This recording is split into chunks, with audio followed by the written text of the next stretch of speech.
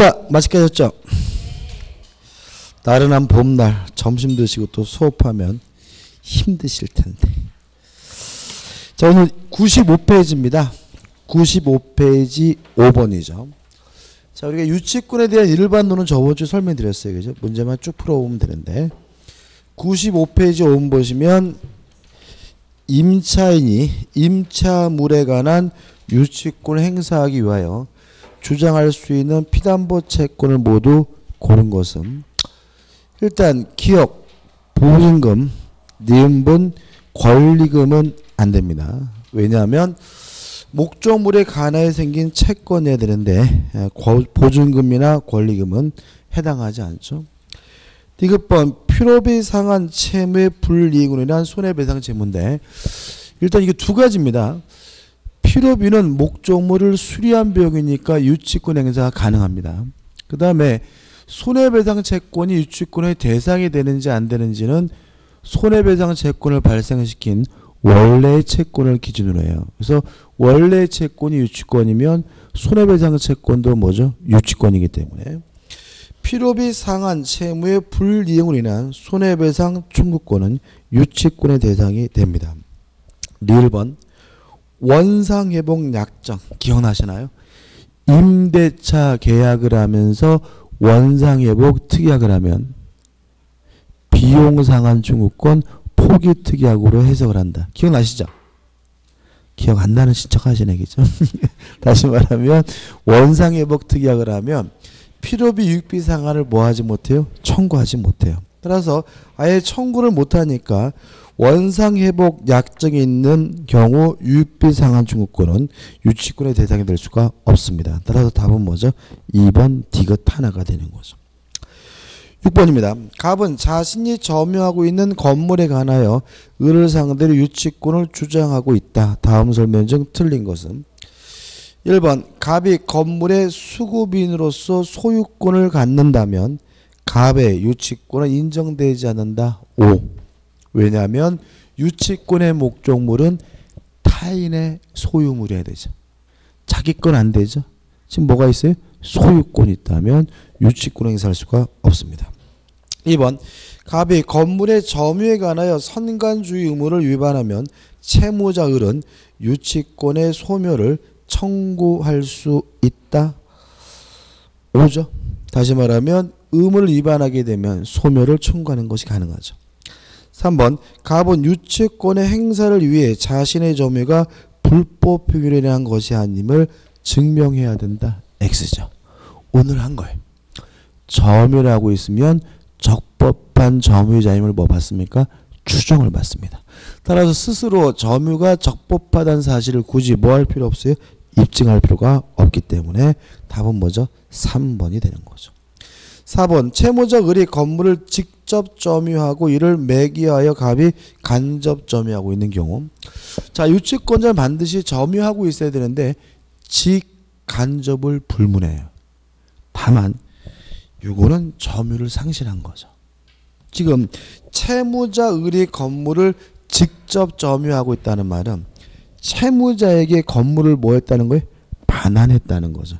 이건 실질적으로 간접 점유하고 있는 것이 아니라 점유를 상실한 것으로 평가되기 때문에 유치권이 뭐가 돼요? 소멸되고 따라서 갑의 유치권이 인정되지 않는다. 5 맞는 질문이죠. 5번 유치권을 이유로는 반환 청구할 수는 없습니다. 다만 유치권자도 뭐이긴 해요? 점유자이긴 하기 때문에 점유권을 이유로 반환 청구하는 것은 가능하므로 병이 건물의 점유를 침탈하였더라도 갑이 점유물 반환 청구 행사하여 점유를 회복하면 갑의 유치권은 대사한다는 지문은 뭐죠? 맞는 지문이 됩니다. 답은 뭐죠? 3번이 되죠. 넘기셔가지고 7번 문제가 나오는데 아주 좀 문제가 좀 그래요. 이 문제를 좀 바꿔야 되는데 자 이게 어떤 문제냐면 경매가 되더라도 유치권이 뭐 되진 않아요? 소멸되진 않아요. 근데 문제는 뭐냐면 경매, 개시, 결정, 등기 전까지는 유치권이 뭐가 돼야 되냐면 성립이 돼야 돼요.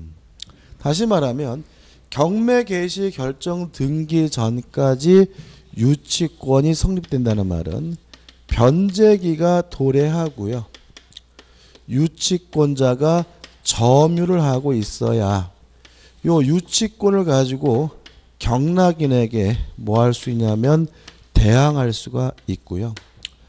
만약에 경매 개시 결정 등기 후에 유치권이 성립됐다. 다시 말하면 변제기가 도래했고 또 경매 개시 결정 등기 이후에 유치권자가 점유를 했다면 이때는 경락인에게 자신의 유치권을 가지고 대항할 수 없다는 게 판례의 입장입니다. 다시 말하면 경매가 됐을 때 유치권이 소멸되지 않고 경락인에게 자신의 유치권을 가지고 대항하려면 최소한 언제까지는 유치권이 성립돼야 되는 거예요? 경매 개시 결정 등기 전까지 유치권이 성립돼야 돼요. 원래 취지는 뭐냐면 점유도 안 하고 있고 유치권이 없어요. 그죠? 근데 등기부터 봤더니 그 건물이 뭐죠? 경매가 시작된대요. 그것을 보자마자 부랴부랴 점유했다는 이유로 유치권이 성립되더라도 경락인에게 뭐 하지 못해요? 대항하지 못해요. 이렇게 해석하는 이유는 만약에 경매 개시 결정 등기 후에 성립한 유치권도 경락인에게 대항할 수 있으면 경락인이 뭐죠? 예측하지 못한 피해를 봐요. 이해되시나요? 건물을 경락받으려고 해요. 가보겠죠? 가서 보니까 뭐예요? 유치권자가 없어요. 아 괜찮구나 해가지고 깔끔하고는 경락을 받았던데 가서 보니까 뭐죠? 유치권자가 그 다음에 들어왔대요. 그러면 안 되거든요. 그래서 경매 개시 결정 등기 전까지는 뭐가요? 변제기가 도래해야 되고 점유를 뭐죠? 해야지만 경락인에게 유치권을 가지고 뭐 할 수 있는 거예요? 대항할 수가 있는 거예요. 근데 이 문제는 솔직히 오류가 좀 있어요. 한번 읽어볼게요. 갑은 자신의 토지에 주택 신축 공사를 을에게 맡기면서 갑명의 보존 등기 후 2개월 내에 공사 대금의 지급과 동시에 주택을 인도받기로 약정하였다. 그러면 언제 돈을 받기로 한 거예요? 보존 등기 후 2월 내에 받는 거잖아요. 그럼 보존 등기한 때부터 뭐 할 수 있는 거예요? 돈을 받을 수가 있는 거죠. 동의하시나요? 지금 뭐예요? 보존 등기 후 2월 내니까 보존 등기한 때 뭐가 도래하는 거예요? 변제기가 도래하는 겁니다. 그래서 보시면 2016년 1월 10일 주택에 대하여 갑명의로 보존 등기를 마쳤으나 을은 현재까지 공사대금을 지급받지 못한 채 점유하고 있다. 갑의 채권자가 위 주택에 대한 강제 경매를 신청하여 2016년 2월 8일 경매 개시 결정 등기가 되었어요. 그러면 경매 개시 결정 등기가 된 시점 며칠입니까? 2월 8일이고요. 그리고 이 사람의 채무가 변제기가 도래한 날은 뭐죠? 1월 15일이니까. 그죠? 그러면 이 사람은 경매 개시 결정 등기 전에 점유하고 있었고 변제기가 도래했기 때문에 유치권을 가지고 경락인에게 뭐 할 수 있게 돼요? 대항할 수 있게 되거든요. 그러면 이제 옳은 것은 기억. 병은 주택에 대한 소유물 같이 계속 읽어볼게요. 그죠? 갑의 채권자가 2016년 10월 17일 경매 대금을 완납한 병임 을을 상대로 주택의 인도를 청구하였다. 다음 순위 중 옳은 것을 모두 고른 것은 그러면 기억. 병은 주택에 대한 소유물 반환 중고권을 행사할 수 없다. 오 맞습니다. 그죠? 니은번 을은 유치권에 근거해 주택의 인도를 거절할 수 있다. 맞습니다. 디귿번 을은 동시이해 항변권에 근거하여 동시이해 항변권은 물권이 아니에요. 따라서 경락인에게 항상 뭐하지 못해요? 대항하지 못하니까 주택의 인도를 뭐할 수 없어요? 거절할 수 없다. 그래서 기억, 니은, 디귿이 다 맞아버려요. 문제가 뭐가 있는 거예요? 오류가 있는 거죠. 그래서 이 문제를 좀 수정을 해야 돼요. 수정을 어떻게 할 거냐면 다시 한번 읽어볼게요. 갑은 자신의 토지에 주택 신축 공사 을에게 맡기면서 갑명의 보존 등기 후 2개월 내라고 돼 있잖아요. 이 내를 뭐로 바꿀 거냐면 2개월 후로 바꾸자고요. 2개월 뭐죠? 후. 내를 뭐로 바뀌어요? 2개월 후. 2개월 후에 공사대금을 지급하기로 했어요. 그러면 변제기가 이제 며칠이 되냐면 1월 15일이 아니라 2개월 후니까 뭐가 돼요? 3월 15일이 되는 거죠. 그럼 이해되시죠? 그러면 경매 개시 결정 등기 후에 변제기가 도래해서 유치권이 성립됐다면 경락인에게 자신의 유치권을 가지고 뭐 할 수 없어요? 대항할 수가 없으니까. 그러면 이제 기억.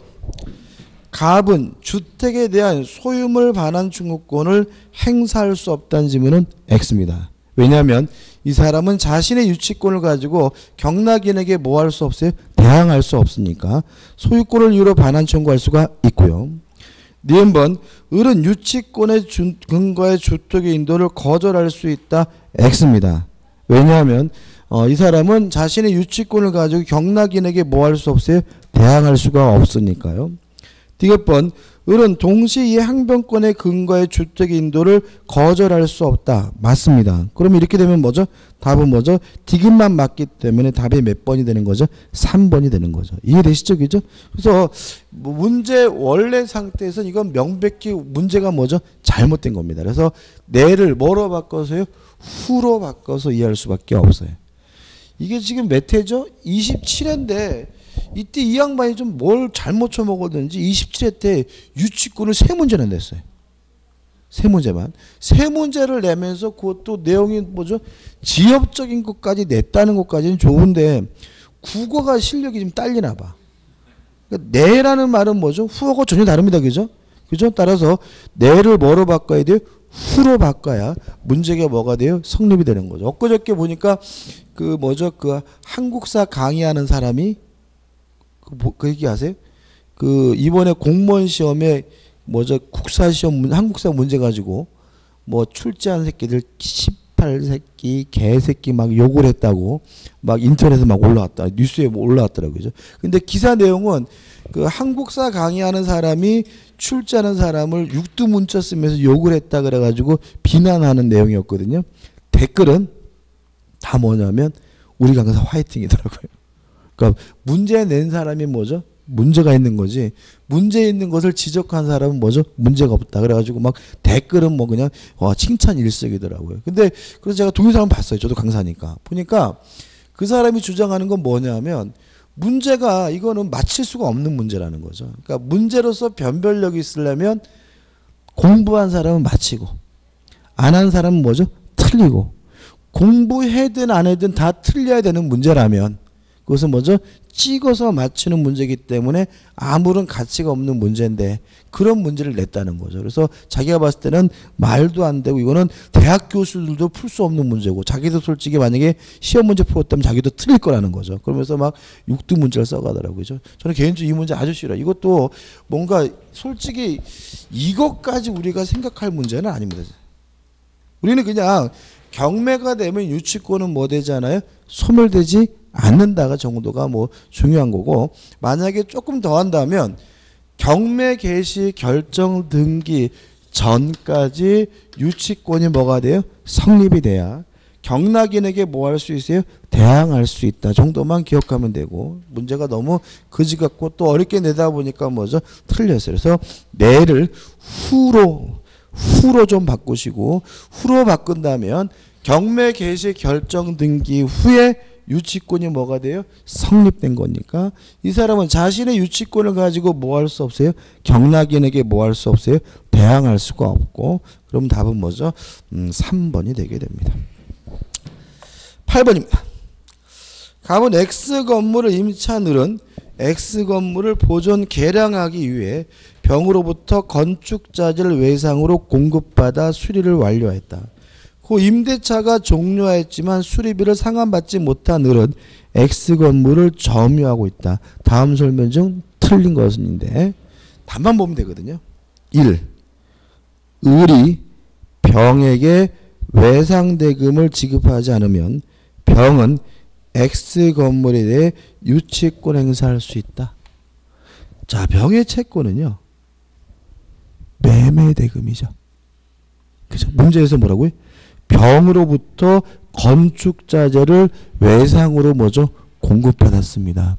이거는 공사대금 채권이 아니라 뭐죠? 매매대금 채권이고, 따라서 목적물에 관해서 생긴 채권이 아니기 때문에 뭘 행사할 수 없죠? 유치권 행사할 수가 없습니다. 그래서 최근에 계속 매매대금은 유치권의 대상이 되지 않는다는 문제를 계속 내고 있으니까 주의하시기 바랍니다. 넘기셔가지고 9번입니다. 갑은 을과의 계약에 따라 을 소유 구분 건물 201호, 202호 전체를 수리하는 공사를 완료하였지만 을이 공사대금을 지급하지 않자 갑이 201호만을 점유하고 있다. 다음 설명 중 옳은 것은 1번 갑의 유치권은 을 소유 구분 건물 201호, 202호 전체 공사대금을 피담보 채권으로 하여 성립한다. 이게 답입니다. 이게 무슨 취지냐면 이런 취지입니다. 원래 판례는 샤시 공사하는 업자예요. 예를 들어 가지고 아파트 1000세대를 샤시 공사를 했어요. 그러면 요 샤시 공사는 요 아파트 목적물에 관하여 생긴 채권이니까 유치권 행사할 수 있겠죠? 그죠? 그러면 유치권 행사하기 위해서 반드시 뭘 해야 돼요? 점유를 해야 되는데 1000세대를 다 점유해야 되느냐? 다 점유해야 된다면 알바비만 해도 뭐죠?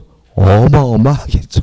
따라서 이때는 다 점유할 필요가 없고 그지 같은 인간 한 인간만 찍어가지고 그 인간 것만 점유라면 전체에 대해서 뭐죠? 유치권 행사하고 있는 것으로 취급해 주겠다. 이런 판례인 거예요. 다시 한번요. 자, 아파트에 대한 뭐죠? 공사대금 채권을 가지고 있는 사람이 유치권 행사하기 위해서 전 세대를 싹 점유해야 되느냐? 그럴 필요는 없다. 그 중에서 일부만 뭐하고 있더라도요? 점유하고 있더라도 전 세대에 대해서 유치권이 뭐죠? 성립되고 유지가 됩니다. 1번 다시 한번 읽어볼게요. 갑의 유치권은 을 소유 구분 건물 201호, 202호 전체 공사대금을 피담보 채권을 하여 성립한다. 왜냐하면 문제에서 갑이 뭐만을 점유하고 있더라고요? 201호만을 점유하고 있더라도. 이해되시죠? 끝입니다. 10번 유치권의 소멸사유가 아닌 것은 4번이죠. 제3자의 유치물을 보관시켰어요. 간접 점유하고 있는 거죠. 동의하시나요? 자, 유치권자는 반드시 뭘 해야 돼요? 점유를 해야 되는데 직간접을 불문하고요. 제3자에게 보관시키고 있다는 말은 이 사람은 뭐하고 있다는 얘기죠? 간접 점유하고 있는 것이지 점유를 상실한 것은 아니기 때문에 유치권이 뭐 되지는 않습니까? 소멸되지는 않습니다. 11번 유치권의 소멸사유가 아닌 것은 자 5번이 답입니다. 유치권은 물권이죠. 절대권이죠. 새로운 소유자에게 뭐 할 수 있어요? 대항할 수 있죠. 따라서 유치물의 소유자가 바뀌더라도 유치권은 뭐 되지 않아요? 소멸되지 않으므로 5번 소유자의 목적물의 양도는 유치권 소멸사유가 아닙니다. 끝이죠. 자 이제 넘기시면 이제 저당권에 관한 문제가 나오는데요. 문제를 풀기 전에 두 가지만 좀 정리를 하자고요. 두 가지만. 물상대입니다. 을이 갑에게 1억을 빌려주고 1억 채권을 담보하기 위해서 A 소유, 갑 소유 부동산에다가 저당권을 설정을 했는데 이 건물이요 멸실됐어요. 또는 훼손이 됐어요. 아니면 공용징수 수용을 당하게 되면 이 저당권은 소멸될 위험에 처합니다. 자, 그러면 이제 저당권자를 보호해야 되는데 이런 일이 생기게 되면 뭐가 생기냐면 돈이 생깁니다. 가치 변형입니다. 불타서 없어졌는데 보험에 가입했으면 보험금을 받는 경우가 있을 수가 있고요. 아니면 제3자가 불 지른 것이라면 제3자로부터 손해배상금을 받는 경우가 있고요. 아니면 공용징수 수용을 당했다면 뭘 받게 되죠? 수용 보상금을 받게 되는데 요 을이 이러한 가치 변형물이 지급 전 또는 인도 전에 압류를 했다면 요 저당권은 소멸되지 않고 가치 변형물에 계속해서 그 효과가 미치는데 이러한 걸 우리가 뭐라 그러냐면 물상대의라고 합니다. 다시 말하면 저당권이 뭐 할 위험이 있어요? 소멸될 위험이 있었고 그 대신 뭐가 생겼어요?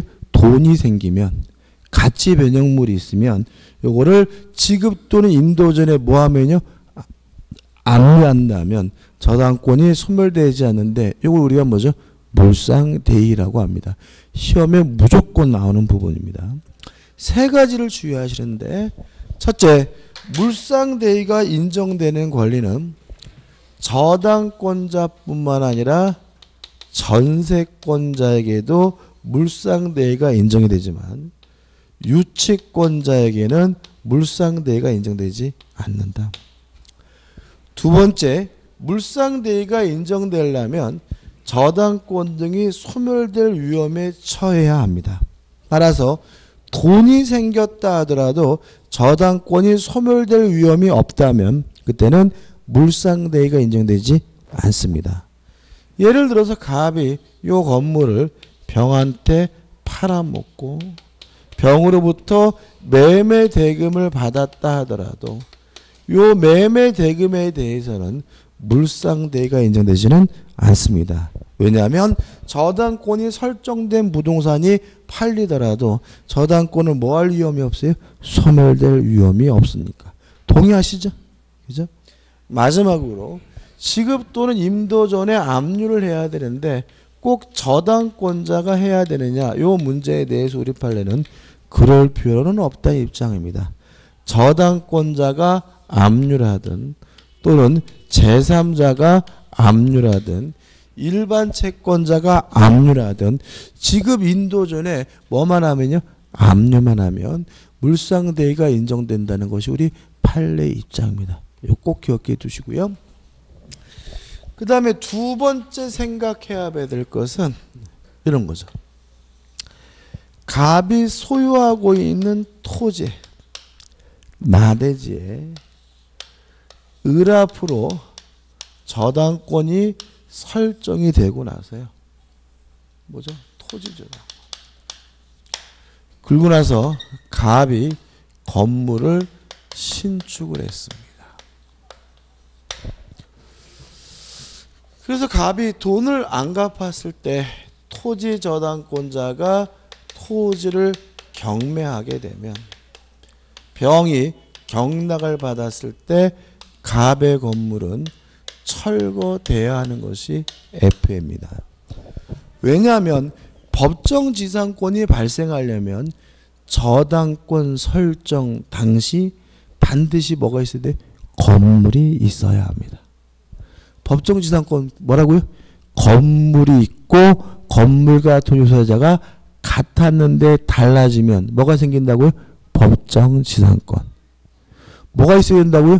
건물이 있어야 돼. 그죠? 이게 뭐예요? 순서. 저당권이 설정되고 나서 건물이 신축됐으면 건물이 저당권이 설정될 당시에 뭐가 없어요? 건물이 없었기 때문에 법정지상권 발생하지 않고요. 건물이 뭐 당합니까? 철거당하게 됩니다. 동의하시죠? 그죠? 어렵지 않습니다. 항상 뭔가를 이렇게 고민하는 게 저는 궁금해. 항상 법정지상권 하면 뭐예요? 건물이 있고 건물과 토지소유자가 같았다가 달라지면 뭐가 생긴다고요? 법정지상권. 저당권 설정 당시 뭐가 없었어요? 건물이 없었으니까 법정지상권 발생하지 않고 건물은 뭐 당합니까? 철거당해야 합니다. 동의하시죠? 그죠? 꼭 그래야 되느냐? 이 문제에 대해서 우리 민법은 이때 토지 저당권자는 건물과 토지를 한꺼번에 다 경매에 넣을 수도 있는데 이걸 우리가 일괄 경매 청구권이라고 하고요. 토지와 건물을 일괄해서 경매가 됐을 때 건물에서도 매매 대금이 나오고 토지 대금에서도 매매 대금이 나오더라도 건물 대금에서는 우선 면제 받을 수가 없고요. 토지 대금에서만 뭐 받을 수 있어요? 우선 면제 받을 수가 있어요. 왜냐하면 이 사람은 무슨 저당권이? 토지 저당권자이기 때문에. 자, 주의할 점이 두 가지인데, 첫째는 토지만 경매할지 일괄 경매할지 을이 저당권자가 자유롭게 선택하는 것이 가능하다. 다시 말하면 채무자 입장에서는 일괄 경매해달라고 뭐 하지 못해요? 청구하지 못한다는 거 주의하시고요. 두 번째 주의할 점은 반드시 건물이 저당권 설정자의 소유여야 한다. 만약에 정이라는 사람이 신축하고 정이라는 사람이 건물을 소유하고 있는 상태라면 이때는 일괄 경매하지 못하고요. 누가 건물을 지었는지는 고려하지 않습니다. 반드시 누가 건물을 소유하고 있으면요, 저당권 설정자 건물을 소유하고 있기만 하면 되므로 정에서 갑으로 소유권이 넘어온 상태라면 그때는 일괄 경매를 청구하는 것이 가능하다. 다시 말하면 누가 지었든지 간에 누가 반드시 건물을 소유하고 있어야 돼요? 저당권 설정자가 반드시 건물을 뭐하고 있어야 돼요? 소유하고 있어야 합니다. 끝입니다. 가장 중요하고, 그 다음에 또 경매 얘기했죠. 경매에 대해서 우리가 누누이 말씀드리지만 복잡하게 생각할 것은 아니고 권리의 소멸 여부를 뭐죠? 판단할 줄 알아야 되는데 세 가지죠. 첫째, 경매가 되면 모든 저당권은 무조건 뭐가 됩니까? 소멸이 됩니다. 두 번째, 경매가 됐을 때 용익권이 소멸되는지 안 되는지는 누구하고 비교하죠? 최우선순위 저당권과 비교합니다. 다시 말하면 저당권자 중 가장 빠른 저당권자와 비교해서 얘보다 빠르면 뭐 되지 않아요? 소멸되지 않고 얘보다 늦으면 뭐죠? 소멸이 되고요. 항상 조심할 것은 경매를 신청한 사람하고 비교하는 것이 아니라 저당권자 중 누구하고요? 가장 빠른 저당권자와 비교해가지고 뭘 결정합니까? 소멸 여부를 결정한다는 거 별거 아닌데도 불구하고 아주 끝까지 틀려대는 분이 있는데 잊지 마시기 바라고. 세 번째, 경매가 되더라도 유치권은 뭐 되지 않냐면 소멸되지 않는다는 거 기억해 두셔야죠. 요 세 가지 가지고 판단했을 때 권리가 소멸이 안 된다면 배당을 못 받고요. 이 사람은 경락인에게 돈을 받게 되고요. 세 가지 가지고 판단했을 때 권리가 소멸되는 경우에만 배당을 받을 수가 있는데 배당 순위는 아무한테나 주어지는 것이 아니라 우선 변제권이 존재하고 있어야 뭐가 주어지는 거죠? 배당 순위가 주어집니다. 배당 순위는 누구한테 주어진다고요? 우선 변제권이 있어야죠.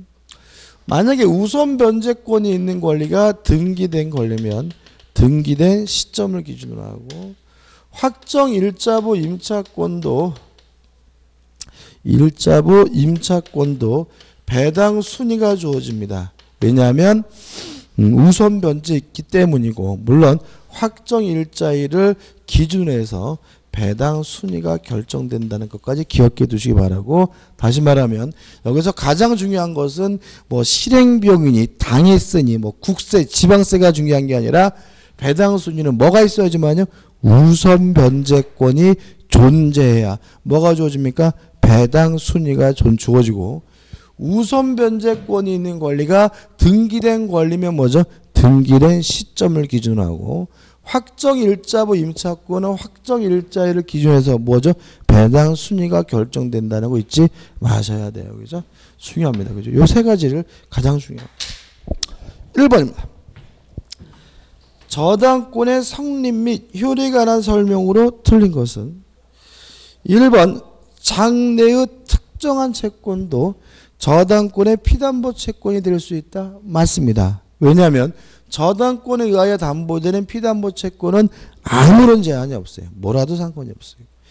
2번 물상대위권 행사를 위한 압류는 그 권리를 행사하는 저당권자에 의해서만 가능하다. X입니다. 지급 인도 전에 압류를 해야 되는데 저당권자가든 제3자가든 뭐죠? 상관이 없습니다. 답은 2번이죠.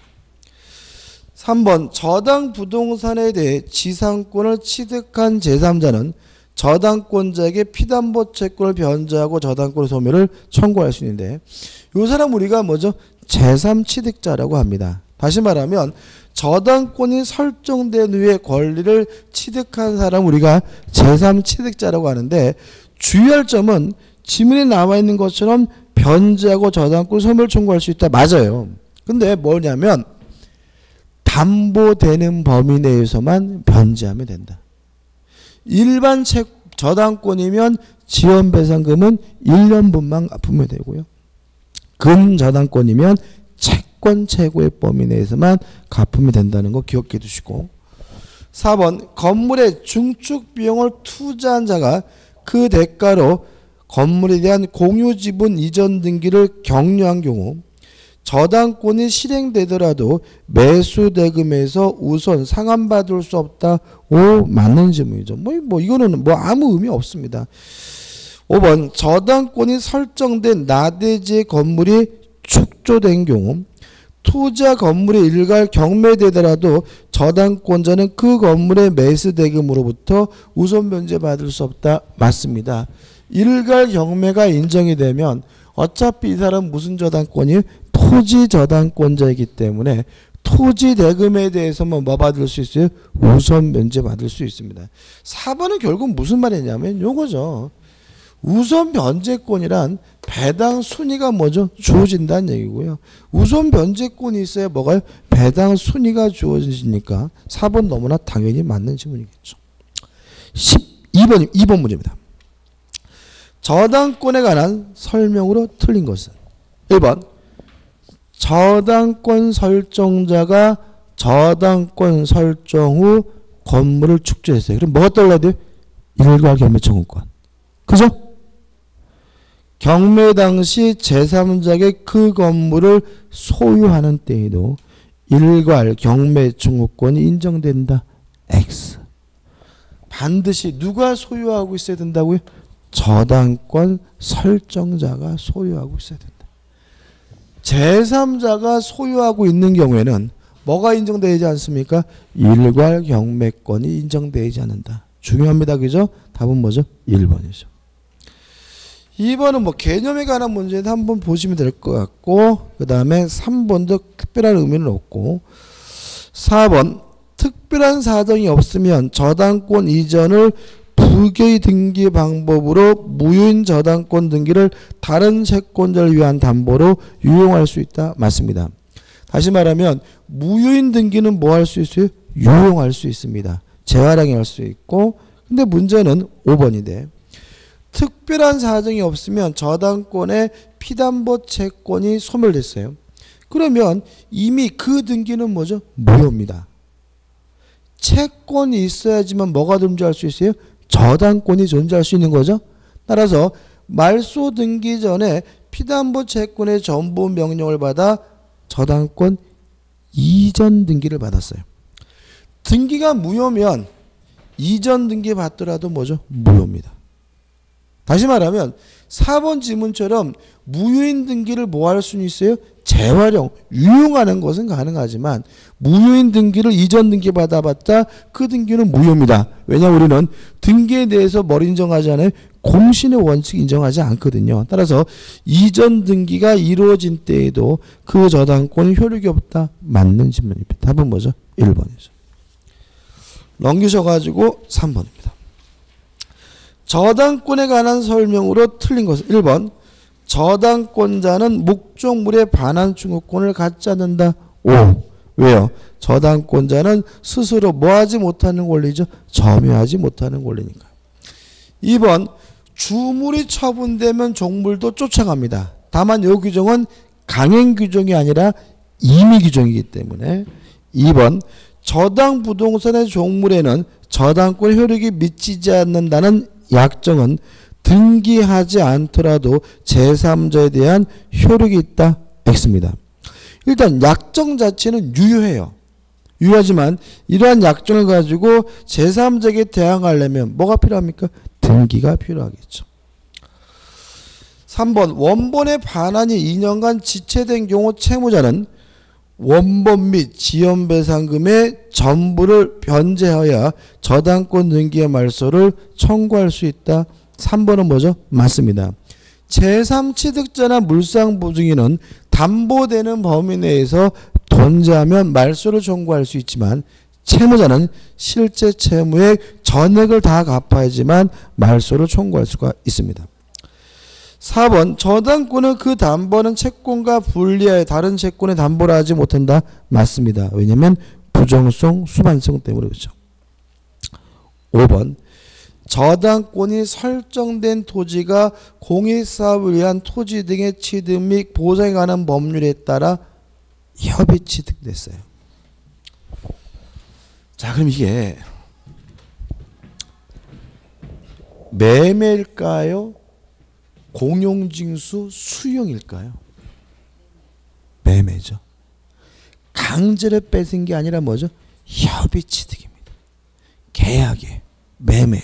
따라서 매매 대금에 대해서는 뭐가 인정되지 않아요?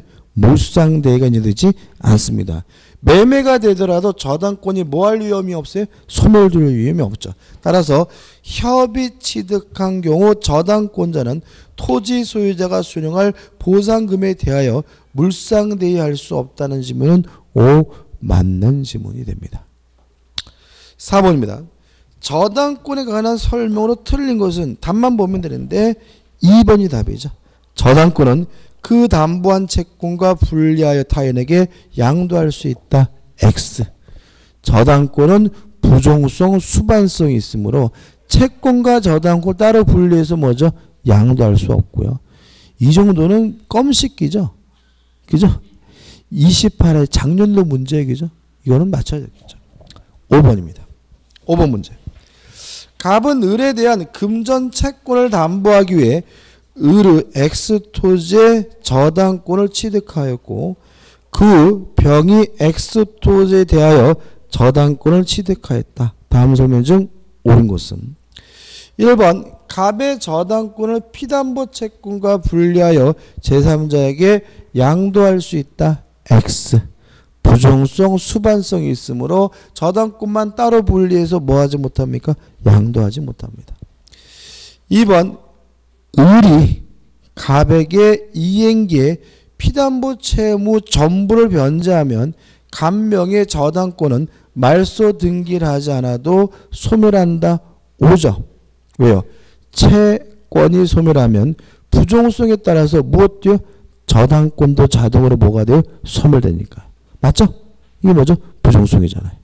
채권이 주된 권리고 저당권과 같은 담보 물권은 뭐죠? 종된 권리다. 따라서 채권이 있어야지만 담보 물권이 존재할 수가 있고요. 채권이 소멸하면 담보 물권은 자동으로 뭐가 됩니까? 소멸이 됩니다. 2번이 맞는 질문이죠. 3번 저당권 등기는 효력 존속 요건이므로 갑명의 저당권 등기가 불법 말소됐어요. 말소가 뭐라고요? 불법. 말소 안 된 겁니다.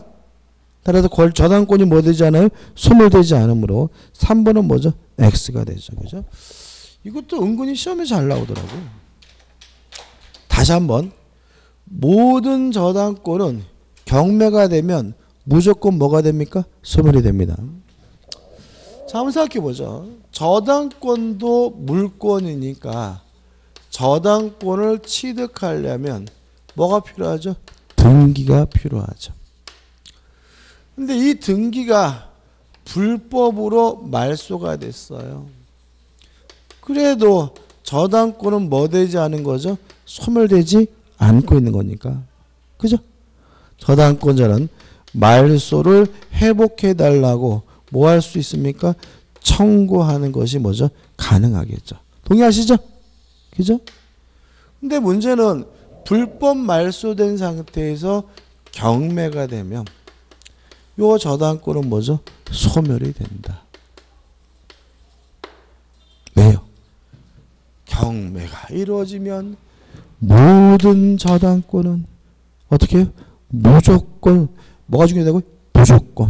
무조건 소멸된다. 그죠? 따라서 불법 말소된 상태라 하더라도 뭐 되지 않았더라도요? 소멸되지 않았더라도 경매가 이루어지면 무조건 뭐가 돼요? 소멸이 되니까 더 이상 말소해달라고 회복 등기를 뭐하지 못해요? 청구하지 못한다. 따라서 4번 간명의 저당권 등기가 불법 말소된 후 병의 경매 신청은 X토지가 제3자에게 매각되더라도 갑의 저당권 등기는 회복될 수 있다. X가 되는 거죠. 왜냐하면 경매가 되면 모든 저당권은 무조건 뭐가 돼요? 소멸되니까. 5번 만약 간명의의 저당권 등기가 무효인 경우 병의 저당권이 존재하더라도 갑과 을은 간명의 저당권 등기를 다른 채권의 담보를 위한 저당권 등기로 유용할 수 있다. X. 무효인 등기를 재활용하는 것은 가능하지만 제3자의 권리는 침해할 수 없죠. 만약에 후순위 권리가 있는 상태라면 유용할 수가 없기 때문에 X가 옳은 것은 뭐죠? 2번만이 답이 되는 거죠. 넘겨보시면 6번입니다.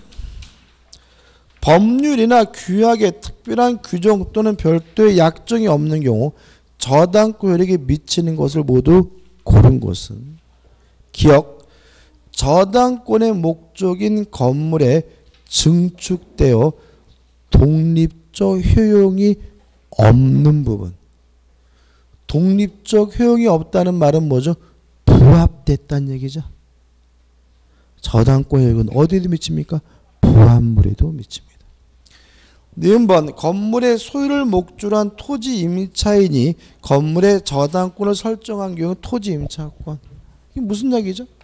땅은 갑의 것이고 건물은 을의 것인데 을이 토지에 대해서 뭐가 있어요? 임차권이 있다는 얘기죠. 이런 상태에서 건물에 대해서 뭐가 설정이 되면요? 저당권이 설정되면 토지 사용권이 당연히 그 효력이 미칩니다.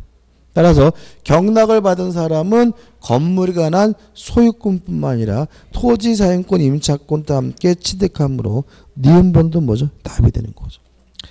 디귿번 구분 건물의 전유분에 관하여 저당권이 설정된 후 전유분의 소유자가 취득하여 전유분과 일체가 된 대지사용권. 기억나시나요? 전유분과 대지사용권은 뭐죠? 일체성이 있습니다. 아파트를 사실 때 뭐만 이전 등기 받으면 돼요? 전유분만 이전 등기 받으면 돼요. 왜요? 대지사용권 당연히 뭐죠? 쫓아오는 거니까. 마찬가지입니다. 따라서 대지사용권의 저당권에게 미침으로 기억, 니은, 디귿에서 5번이 답이 됩니다. 7번입니다. 저당권의 물상대에 관한 설명으로 옳은 것은 물상대 설명드려서 한번 보면 되겠죠? 4번 저당권자는 옳은 것은 다 봐야 되겠구나. 1번 대여할 물건이 제3자에 의하여 압류된 경우는 물상대의성이 없다. X. 지급 인도 전에 뭐라 합니까? 압류를 하는데 저당권자가든 제3자가든 뭐죠? 상관은 없으므로 1번은 X네. 2번 전세권을 저당권으로 목적으로 한 경우 저당권자에게 물상대의권이 인정되지 않는다. X입니다. 저당권이 어떤 이유든지 간에 소멸될 위험이 있다면 물상대의권이 인정이 됩니다. 3번 저당권 설정자에게 대여할 물건이 인도된 후 저당권자가 그 물건을 압류했어요. 자, 언제까지 압류해야 된다고요? 인도 전. 언제까지? 인도 전까지. 근데 뭐라고요? 인도 후에 뭐죠? 압류가 됐죠. 따라서 물상대의권을 행사할 수 있다. X가 되는 거죠. 4번 저당권자는 저당 목적물의 소실로 인하여 저당권 설정자가 취득한 화재보험금 청구권에 대하여 물상대의권 행사할 수 있다. 맞죠? 소실됐다는 말은 목적물이 뭐죠? 멸실됐다는 얘기고, 멸실된 대가로서 뭐가 나왔죠? 화재보험금이 나왔다면 물상대위가 인정되므로 답은 뭐죠? 4번이 되는 거죠. 5번 저당권이 설정된 토지가 공익사업을 위한 토지 등의 취득 및 보상에 관한 법률에 따라 협의 취득됐다면 협의 취득은 수용이 아니라 뭐죠? 매매 대금이므로 뭐가요? 물상대위가 인정되지 않고요. 따라서 저당권자는 그 보상금에 대하여 물상대위권 행사할 수 있다는 지문은 뭐죠? X가 됩니다. 8번입니다. 갑은 X 건물의 1번 저당권을 취득하였고 이어서 을이 전세권을 취득하였다. 그러면 저거 보면 맨 앞에 갑 앞으로 뭐가요? 저당권이 설정되어 있고 그리고 나서 을이 뭘 취득했죠? 전세권을 취득하게 된 거죠. 그 후 병이 2번 저당권을 취득하였다. 그리고 나서 세 번째로 병 앞으로 뭐가 설정이 됐습니까? 저당권이 설정이 됐고요. 경매 신청 전에 X건물의 소유자 부투로 B가 세는 X건물을 지붕을 수리한 정이 현재 무엇을요? 유치권 행사할 수 있죠. 정이 뭐라고 있다고요? 유치권. 자, 경매가 됐습니다. 첫째, 모든 저당권은 무조건 소멸된다는 원칙에 따라서 갑소멸하고 뭐죠? 병소멸합니다. 누가 경매를 신청했는지는 뭐의 대상이 아니에요? 고려의 대상이 아닙니다. 전세권 소멸해요? 안 해요? 소멸하겠죠. 왜요? 최우선순위 저당권보다 늦으니까. 그죠? 그죠? 갑을병 소멸하고 유치권은 경매가 되더라도 뭐 되지 않아요? 소멸되지 않습니다. 그러면 답은 뭐죠? 3번. 병의 경매 신청으로 누가 경매 신청이 있는 중요하지 않습니다. 무가 X건물을 매수하면 정의 유치권을 제외한 모든 권리는 뭐가 돼요? 소멸된다. 이게 뭐죠? 답이 되는 거고요. 이게 24회 때 문제지만 비슷비슷한 유형의 문제가 계속해서 출제되고 있기 때문에 요 세 가지는 반드시 기억하시고 반드시 받아들이셔야 돼요. 이 부분은 여러분들 문제를 틀리는 이유는 제 말을 안 믿어서 그래. 안 믿고 이상한 거 자꾸 외워대니까 이상하게 틀리는 거니까 잊지 마시고 제 말만 믿고 따라오시면 돼요. 진짜로. 9번입니다. 또 뭐가 나왔냐면 이게 나왔죠. 일괄경매청권. 그러니까 시험 문제가 어디서 나오는지 우리가 알 수 있어요. 그러니까 우리가 기본서 할 때는 자세히 보는 거죠. 왜 자세히 보는 거예요? 기반을 닦기 위해서 보는 거고 나올 만한 부분은 뭐죠? 정해져 있는 거예요. 9번. 갑은 그 소유 나대지의 을에 저당권을 설정한 뒤 건물을 뭐죠? 신축하였다. 그러면 저당권 설정 당시 뭐가 없었어요? 건물이 없었으니까 법정 지상권 문제는 아니고 뭐가 되는 거죠? 일괄 경매권 문제죠. 자, 옳은 것을 찾습니다. 기억. X 토지에 대한 저당권 실행에 의한 경매 개시 결정 전에 갑이 A에게 건물 소유권을 이전한 경우 을은 X 토지와 건물에 대해 일괄 경매를 청구할 수 있다. X. 제가 뭐라 그랬어요? 반드시 누가 소유하고 있어야 돼요? 저당권 설정자가 소유하고 있어야 된다. 건물을 누가 소유하고 있어야 된다고요? 저당권 설정자가. 갑이 A에게 건물을 소유권을 이전했다면 건물의 소유자가 누구라고요? A. 저당권 설정자가 아닙니다. 이거 진짜 간단한 거예요. 그죠? 일괄 경매하려면 누가 건물을 소유된다고요? 돈 빌린 사람. 저당권 설정자가 반드시 뭐예요? 건물을 소유해야 된다. 이렇게 표정이 어두워요. 계속하고 있죠. 지금 반복적이잖아. 기억은 뭐죠? X가 되는 거죠. 니은번. 을의 저당권이 실행되어 B가 X 토지를 매수하고 매각대금을 다는 경우 갑은 법정지상권을 취득한다. X. 뭐라고요? 법정지상권이 발생하려면 뭐가 있어야 된다고요? 건물이. 언제요? 저당권 설정 시. 법정지상권 발생하지 않아요. 디귿번. 저당권 설정 뒤 X 토지에 대해 통상의 강제 경매가 실시되어 C가 그 토지를 취득한 경우 갑은 간섭상의 법정 지상권을 취득하지 못한다. 오죠. 왜요? 건물이 뭐가요? 없었으니까. 1번 저당권 설정 뒤 D가 X 토지를 매수 취득하여 그 토지에 필요비를 지출한 경우 을의 저당권이 실행되면 D는 경매 대가로부터 필요비를 우선 상환받을 수 있다. X. 유치권은 우선 변제권이 없습니다. 따라서 옳은 것은 뭐죠? 디귿 하나에서 답은 뭐죠? 4번이 되는 거죠. 예? 뭐가요?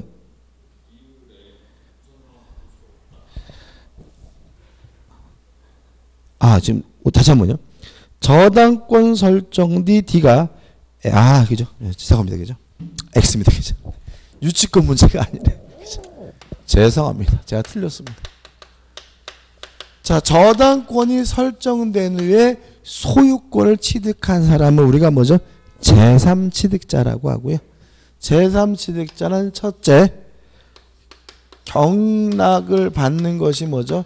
가능하고, 두 번째, 채무를 변제하고 저당권의 말소를 청구할 수가 있고요.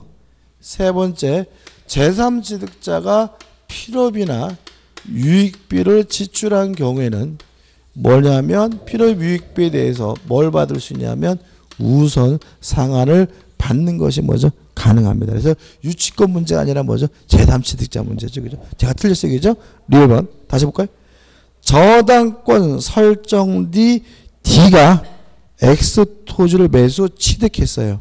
그럼 이 사람은 저당권이 설정된 후에 뭘 취득한 사람이죠?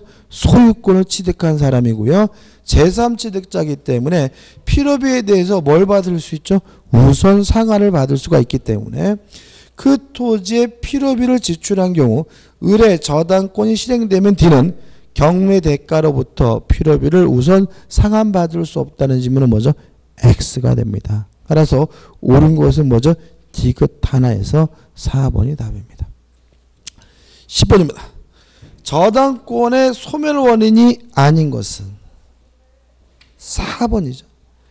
지상권을 목적으로 제3자에게 저당권이 설정된 후 토지 소유자가 그 지상권을 취득했어요. 다시 말하면 토지 소유자가 바뀌었어요. 그렇다 그래서 저당권이 뭐 되진 않습니까? 소멸되진 않습니다. 왜요? 저당권은 물권, 절대권이기 때문에 제3자에게 뭐 할 수 있죠? 대항할 수가 있죠. 11번입니다. 근저당이죠. 시험에 가장 나오는 것은 뭐냐면 근저당이 실행되려면 채권액이 뭐가 되자면 확정이 돼야 되거든요. 언제 채권액이 확정되느냐? 원시 경매 신청 시 채권액이 확정됩니다. 다만 후순위 근저당권자가 경매를 신청한 경우에 선순위 근저당권자의 채권액을 확정시키는 경락인이 경락대금을 완납한 때입니다. 다시 한번요. 근저당권자가 경매를 청구하면 채권액이 뭐가 됩니까? 확정됩니다. 다만 선순위 근저당권자의 채권액에 확정시키는 경매 신청시가 아니라 경락인이 경락대금을 완납한 때입니다. 4번 보시면 1번 보시면 4번부터 볼까요? 4번 최선순위 근저당권자가 경매를 신청했어요. 그럼 얘보다 뭐가 없어요? 선순위자가 없죠. 그럼 뭐죠? 경매 신청 시 채권액이 뭐가 돼요? 확정될 테니까 그 근저당권의 피담보 채권은 경매 신청 시에 확정된다. 오 맞는 질문이고요. 답은 뭐죠? 4번이죠. 나머지 문제 볼게요.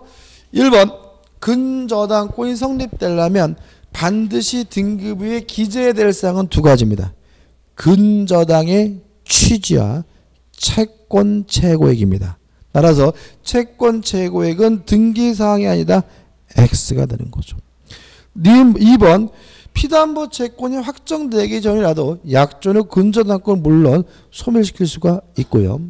3번 실제 갚아야 될 채무액이 채권 최고액을 초과하는 경우에는 채무자는 돈을 다 갚아야 되지만 제3취득자나 물상보증인은 채권 최고액 범위 내에서 변제하면 근저당권의 말소를 뭐죠? 청구할 수가 있고요.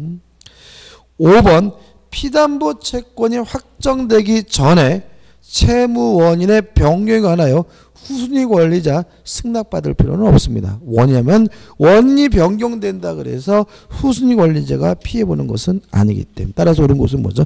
4번이 되는 거죠. 12번입니다. 근저당에 관한 설명으로 틀린 것은 2번을 보시면 채무자의 채무액이 채권 최고액을 초과하는 경우 물상보증인은 어디까지만요? 채권 최고액까지만 갚으면 되죠.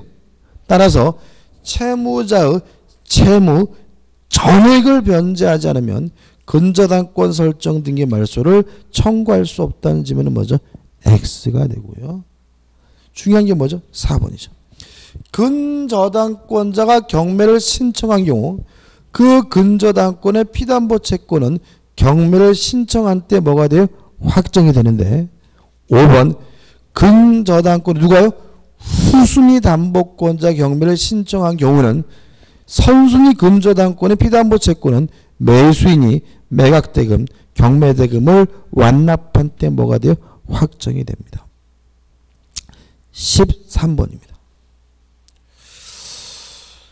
1번 피담보 채무 확정 전에는 물론 채무자를 뭐 할 수 있죠? 변경할 수가 있습니다. 우리가 은행에서 대출을 받으면 주로 뭘 설정하죠? 근저당권 설정하죠. 그죠? 채무자 자주 바꾸나요? 대출 끼고 사면요. 은행에 대출 있으면 보통 끼고 사잖아요. 끼고 사면 뭐죠? 채무자를 바꾸잖아요. 이해하시죠? 그죠? 채무자 바꾸죠. 채무자 바뀌는 건 뭐죠? 흔하다. 다시 말하면 아직 변제기가 도래하지 않았다면 채권액이 확정되지 않았다면 채무자 당연히 뭐 할 수 있어요? 바꿀 수 있어요. 언제요? 대출을 끼고 아파트 사는 경우로 생각하시면 됩니다. 따라서 1번이 뭐죠? 답이 되는 거죠. 나머지 2번 채권 최고액 범위 내려면 지연배상 굳이 1년분에 하나지 않습니다. 2번, 3번은 뭐 큰 의미 없고 4번 반복적이죠. 5번 해가지고 한번 보시기 바랍니다. 그 다음에 14번입니다. 또 나왔네.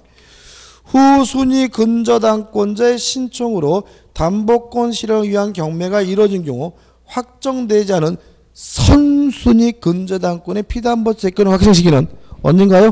경락대금 완납 시이니까 답은 뭐가 되는 거죠? 2번 매수인이 매각대금을 뭐죠? 완납한 때가 됩니다. 15번입니다. 15번하고 넘겨보시면 16번 해가지고 뭐가 나오죠? 공동저당에 관한 문제가 나오죠. 공동저당에 대해서는 시험 문제가 잘 나오는 편입니다. 근데 제가 뭐라 그랬습니까? 공동저당은 뭐죠? 풀지 말고 어떻게 해요? 넘어가자. 기억 안 나시죠? 일단 이 문제는 간단합니다. 한 개의 채권을 담보하게 설정된 여러 개의 재단권을 뭐죠? 공동저당이라고 하고요. 동시에 배당할 시 이시에 배당할지 자유롭게 뭐죠? 선택할 수가 있는데 공시에 배당하면 가액의 비율에 따라서 뭐죠? 분담액이 결정됩니다. 15번입니다. 갑은 채무자 을의 X토지와 제3자 병의 Y토지에 대하여 피담보 채권 5천만 원의 1번 공동저당권을 정은 여기까지 할 거예요. 지금 갑이 을에게 빌려준 돈이 얼마죠? 5천만 원이죠. 요걸 담보하기 위해서 지금 X토지와 Y토지죠.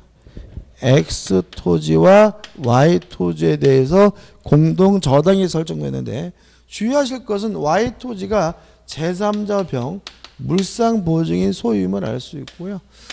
갑이 뭐죠? X에도 1순위, Y에도 뭐죠? 1순위임을 알 수가 있습니다.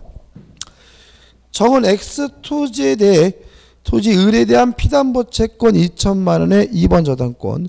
무는 Y 토지 병에 대한 피담보 채권 3천만 원의 2번 저당권이죠. 그리고 나서 X에 2번에서 누가 있습니까? 정이 있고 Y에 뭐죠? Y에 뭐죠? 무가 있는 거죠. 이승이죠. Y 토지가 경매되어 배당 금액 5천만 원 전액이 갑에게 배당된 후입니다. X 토지의 매각대금 4천만 원이 배당되는 경우입니다. 자, 지금 보시면 Y 토지에 대해서 얼마죠? 5천만 원이죠. 그죠? 다시 말하면 5천만 원입니다. 지금 Y 부동산이 얼마냐면 5천만 원. 그 다음에 X 부동산이 얼마죠? 4천만 원이죠. 4천만 원. 4천만 원이고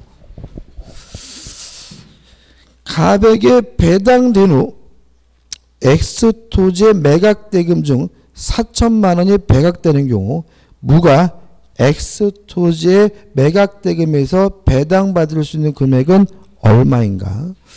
자, 일단 여기서 문제가 되는 건 뭐냐면 Y 부동산만 경매가 되면 20배당이 되는 거죠. 동시에 배당하면 뭐죠? 가액의 비율에 따릅니다. 그래서 5천만 대 뭐죠? 4천만이에요. 맞죠 지금? 그죠? 5천만 대 4천만 원. 그러면 비례식을 계산하는 방법은 뭐죠? 더해서 밑에 깔거든요. 그래서 A에서는 뭐죠? 9분의 4. Y에서는 뭐죠? 9분의 5를 받게 되고요. 그러면 만약에 동시에 배당하면 Y에서는 값이 몇 분의 몇이요?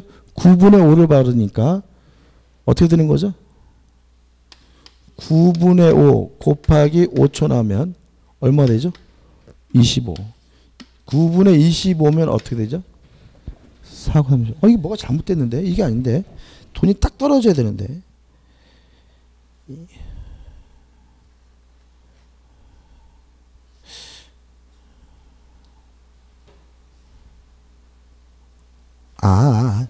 무슨 말 하겠다. 그죠? 계산하지 말죠. 계산 안 해도 되겠네. 자, 5천만 원입니다. 근데 지금 얘가 20배당을 하면 얼마를 받을 수 있냐면 갑이 Y에서 전액을 다 받아가기 때문에 갑이 얼마를 가져가요? 5천만 원을 받아가고 무는 받을 돈이 얼마가 되냐면 빵원이 됩니다.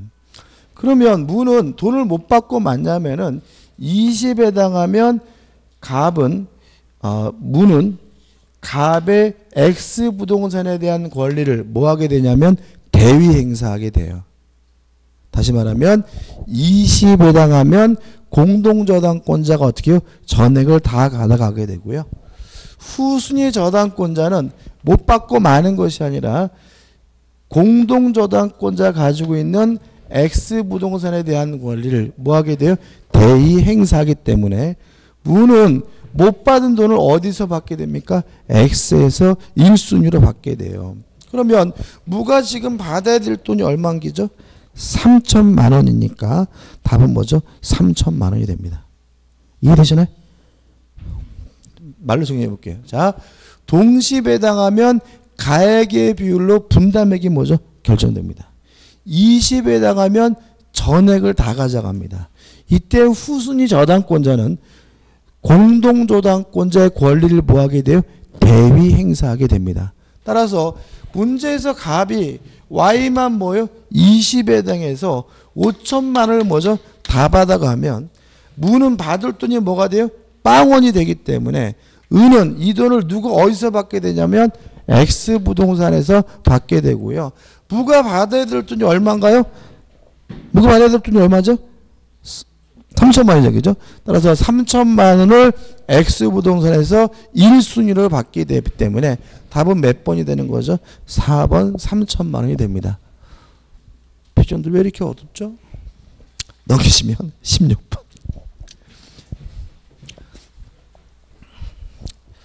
갑은 을에 대한 3억 원의 채권을 담보하기 위하여 을 소유의 X 토지와 Y 건물에 각각 1번 공동저당권을 취득하였어요. 그러면 그죠? 갑이 을에게 빌려준 돈은 얼마인가요? 3억이고 요것을 담보하기 위해서 X와 Y 부동산에다가 공동저당권을 선택했고요. 그 다음에 X 부동산에는 1순위가 물론 뭐죠? 갑이지만 2순위가 누가 있어요? 병이 있고 Y에서는 1순위가 뭐죠? 갑이고 2순위가 누가 있겠어요? 정이 있겠죠. 그래서 한번 보시면 병은 X 피담보채권 2억 4천만 원의 2번 저당권을 정은 Y 건물의 피담보채권 1억 6천만 원 2번 저당권을 취득하였다. X 토지와 Y 건물이 모두 경매되어 X 토지의 경매대가 4억 원과 Y 건물의 경매대가 2억 원이 동시 배당되는 경우죠. 그럼 X가 얼마라고요? 4억. Y가 얼마죠? 2억이죠. 지금 동시 배당입니다. 동시 배당하면 가액의 비율로 뭐가요? 분담액이 결정되기 때문에 비례식을 계산하게 되는데 계산 방식은 뭐라고요? 더해서 밑에 깐다. 4 더하기 2는 뭐죠? 6이죠. 그래서 X에서 값은 뭐죠? 6분의 4. 약분하면 뭐죠? 3분의 2니까 3억의 3분의 2는 뭐죠? 2억이 되겠죠. 그러면 4억에서 값이 얼마를 받아가요? 2억을 가져갔으니까 얼마가 남았죠? 2억. 따라서 병은 뭐죠? 2억을 받게 되고요. 값에서는 뭐죠? 6분의 2, 3분의 1을 받아가니까 값은 얼마를 받아가요? 1억을 받아가고 2억에서 값이 얼마를 받아가요? 1억을 받아가니까 얼마 남았죠? 1억이 남았으니까 정은 뭐죠? 1억을 받게 됩니다. 문제는 뭘 물어봤죠? 정이 Y 건물의 경매대가에서 배당받을 수 있는 금액은 답은 뭐죠? 4번 뭐죠? 1억입니다. 실제로 요 16번 문제가 원칙이죠. 동시 배당하면 가액의 비율에 따라서 뭐죠? 분담액이 결정된다. 앞에 15번은 뭐죠? 20배당합니다. 20배당하면 전액을 다 받아가되 후순위 저당권자는 돈을 못 받는 것이 아니라 공동저당권자의 다른 물건에 대한 권리를 뭐하게 돼요? 대의 행사하게 된다. 따라서 갑이 Y에서 20에 해당했다는 이유로 5천만 원을 다 가져가면 무는 갑이 가지고 있던 X 부동산에 대한 권리를 무가 뭐예요? 대의 행사하니까 무는 갑 X 부동산에 대해서 1순위로서 뭘 받아요? 배당을 받게 된다는 거. 요게 두 가지가 뭐죠? 전부입니다. 하나가 더 있긴 한데 시험에 내지는 않습니다. 여기까지고 좀 쉬었다가 계약볼 보도록 하겠습니다.